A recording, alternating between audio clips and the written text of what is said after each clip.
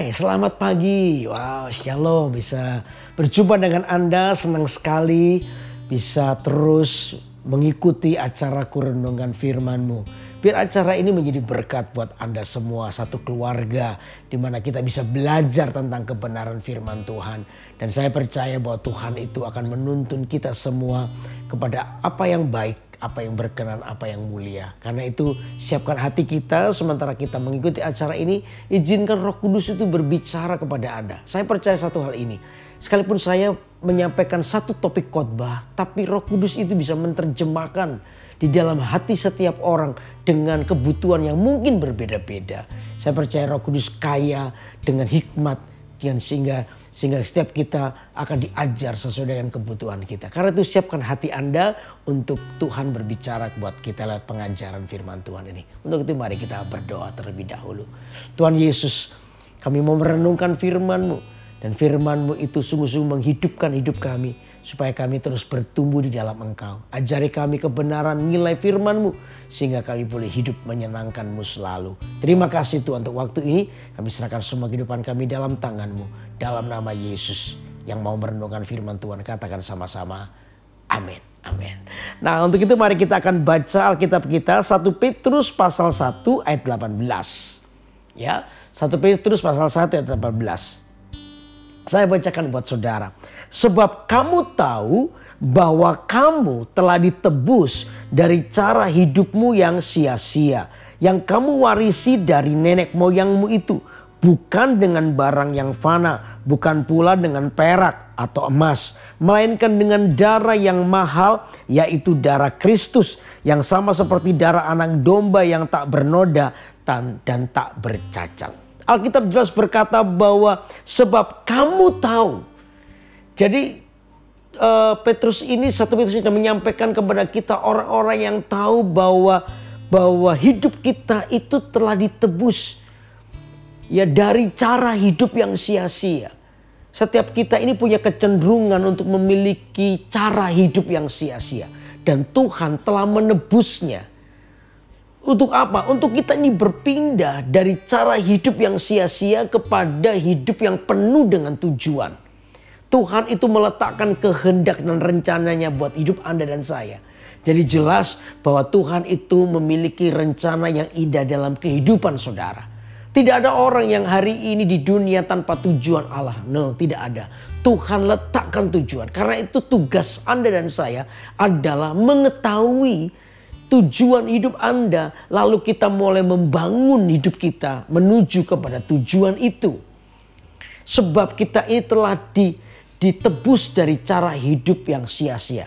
Tapi sayangnya banyak orang tidak mengerti ini. Karena itu biar pagi hari ini saya menyampaikan ini buat Anda.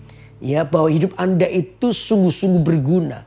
Hidup Anda itu adalah kehidupan yang betul-betul berada, diletakkan di dalam jalur kehendak Tuhan.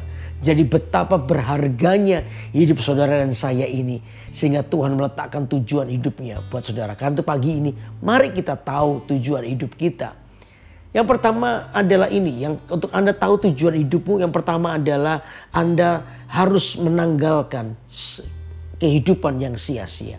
Apa sih kehidupan sia-sia itu? Kehidupan sia-sia adalah kehidupan yang tidak sesuai dengan tujuan. Itu kehidupan sia-sia.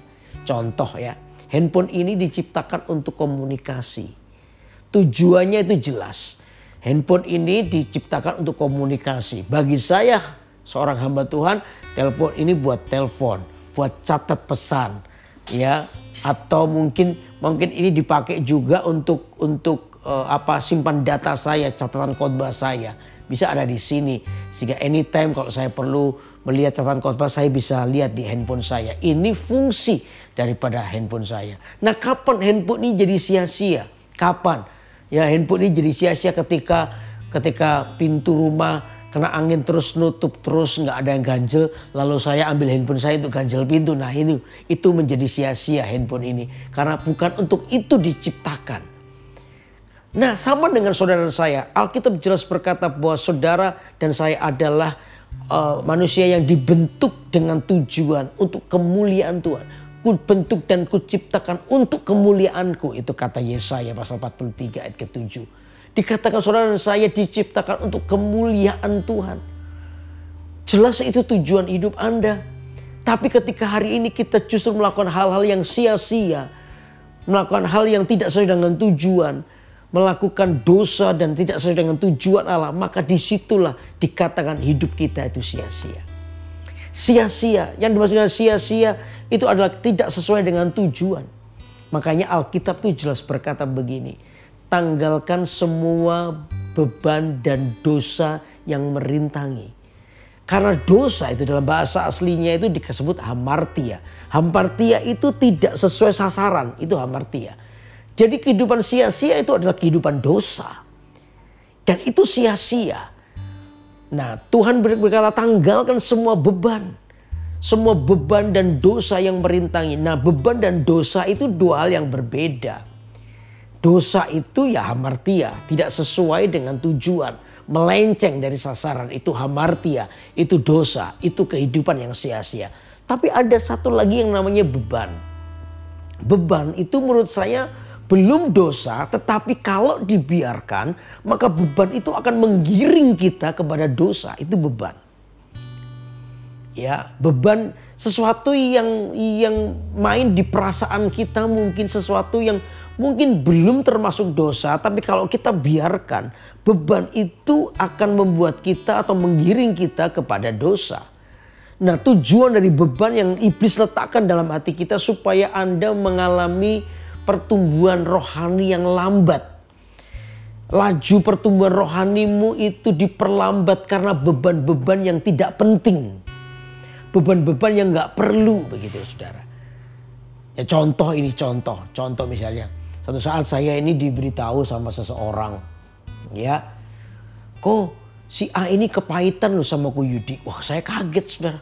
Saya ini gak pernah ngobrol sama si A. Ya tahu salah satu jemaat, tapi tidak pernah ngobrol, jarang ngobrol. Maksudnya kok bisa tiba-tiba kepahitan sama saya. Saya tanya, ya salah saya apa? Ya karena Ko Yudi pernah PHP sama dia. PHP apa? Saya jadi bingung saudara. Ternyata kisahnya itu begini. Jadi saya ini kan suatu saat lihat Instagramnya dia. Karena dia ini suka post-post pergi ke mana itu, ke luar kota, ke pantai, ke sungai, ke danau, kemana. Wah, tempat yang bagus-bagus begitu di Indonesia. Nah, saya ini suka sekali untuk melihatnya. Saya pikir wah ini pasti bagus ini. Ya nanti suatu saat kalau liburan saya mau ke sana dah gitu kan. Nah, saya lihat itu, saya scroll terus, saya scroll. Nah, waktu saya scroll ini ternyata tiba-tiba tangan saya nggak sengaja pencet follow dia. Boom, follow. Nah, gak tahu gimana ternyata dia notice kalau saya follow dia. Dia seneng banget nih, waduh, di follow Pak Pendeta ini, wah seneng banget. Dia coba pamerkan itu ke teman-temannya, di screenshot, lalu dipamerkan kepada temannya, kok Yudi follow aku loh, begitu. Nah, saya sementara di tempat yang lain, saya ini tidak menyadari kalau saya ini follow dia. Waktu saya lagi scroll itu, tiba-tiba mata saya lihat loh, kok aku follow dia. Berarti ini kepencet gak sengaja. Nah, begitu saya tahu gak sengaja, ya otomatis saya unfollow, saudara. Saya unfollow dia. Nah, rupanya gak tahu gimana dia juga notice kalau saya unfollow dia. Tiba-tiba dia marah sama saya. Lalu saya juga di unfollow. Pertama dia follow saya di unfollow. Ya. Lalu dia kayak gak enak gitu sama saya. Saya baru menyadari, ternyata gara-gara follow dan unfollow begitu, dia itu kayak berat gitu hidupnya. Cuman gara-gara follow dan unfollow begitu, itu kayak mengganggu perasaannya. Dan gara-gara itu dia agak marah, kepahitan atau apa dengan saya dan lain sebagainya. Saya waktu diceritain gitu, gitu, ya udah. Akhirnya satu hari Minggu saya cari dia dan ketemu di gereja. Saya panggil, kok Yudi, saya buka bicara dengan dia, kok Yudi lihat loh, kamu tuh Instagrammu pergi macam-macam bagus-bagus loh. Kamu suka pergi, iya kok itu di atas kantor. Oh iya. Kok mau follow kamu ya? Tak buka Instagram di depannya, tak pencet agak kenceng dikit. Follow ya gitu. Ternyata gara-gara itu dia sembuh. Cuma gara-gara follow unfollow kita ini akhirnya baper gitu loh, kayak baper. Nah ini kayak beban. Beban yang sebenarnya nggak terlalu penting, tapi kita itu baper. Akhirnya Tuhan tuh kasih, bukan Tuhan, tapi kita tuh kayak dikasih beban sama setan. Beban yang membuat kita ini pertumbuhan rohani kita ini jadi lambat. Udah saudara, jangan mau dibebani sesuatu yang tidak penting. Itu yang membuat hidupmu itu jadi sia-sia. Karena apa? Anda cuma mikirin kenapa dia gak senyum sama aku ya. Terus panjang malam Anda pikirin kenapa ya dia kok tadi gak senyum sama aku ya. Sudahlah, mungkin dia gak senyum dengan Anda mungkin karena giginya lagi sakit. Mungkin dia lagi ngalami persoalan sehingga gak lihat Anda. Sudah kayak begini-begini gak usah itu jadi beban buat hidup Anda. Ada yang pernah satu saat tuh papa marah. Ini datang pada yang marahin anaknya. Ya pukul anaknya gara-gara apa? Gara-gara papanya ini lagi main game. Ya bolehlah main game. Tiba-tiba anaknya itu lari-lari di depannya. Terus anaknya itu kesandung kabel ke main gamenya sehingga kabel itu lepas. Sehingga semua mati. Padahal papanya katanya sudah mulai menang main gamenya. Gara-gara itu akhirnya lepas dan hilang semuanya. Papanya marah. Gara-gara game itu marah. Anaknya dipukul sama dia.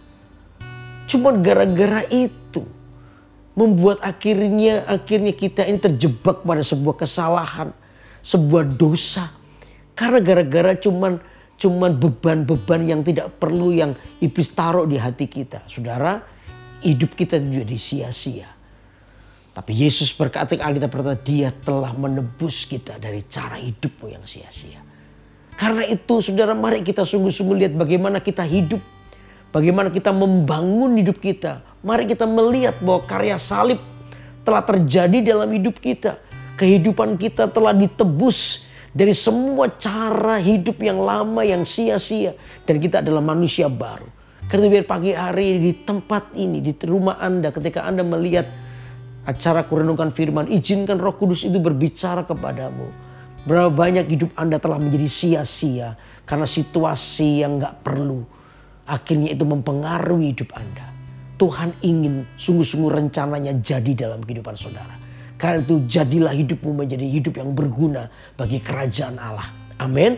Kalau sesuatu hal yang tidak memuliakan Tuhan, itu bukan tujuan hidupmu. Berpindahlah.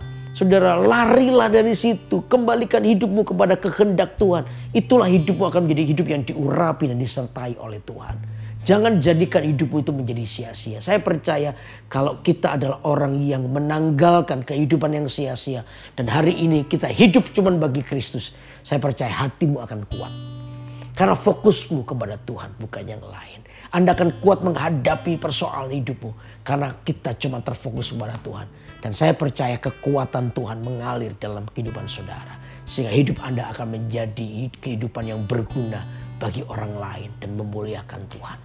Amin. Karena itu biar pagi ini mari kita bersama-sama bersepakat apapun yang Anda alami. Mari kita tanggalkan kehidupan kita yang sia-sia. Sehingga kehidupan kita boleh memuliakan Tuhan setiap waktu. Amin saudara. Amin. Nah untuk itu mari kita datang kepada Tuhan. Kita nyanyikan satu pujian ini. Haleluya. Ku telah mati dan tinggalkan cara hidupku yang lama. Cara hidupku yang lama. Semuanya sia-sia dan tak berarti lagi.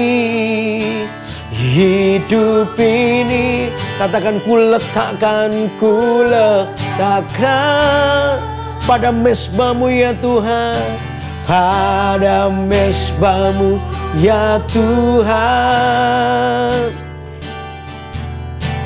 Jadilah padaku seperti yang kau ingini.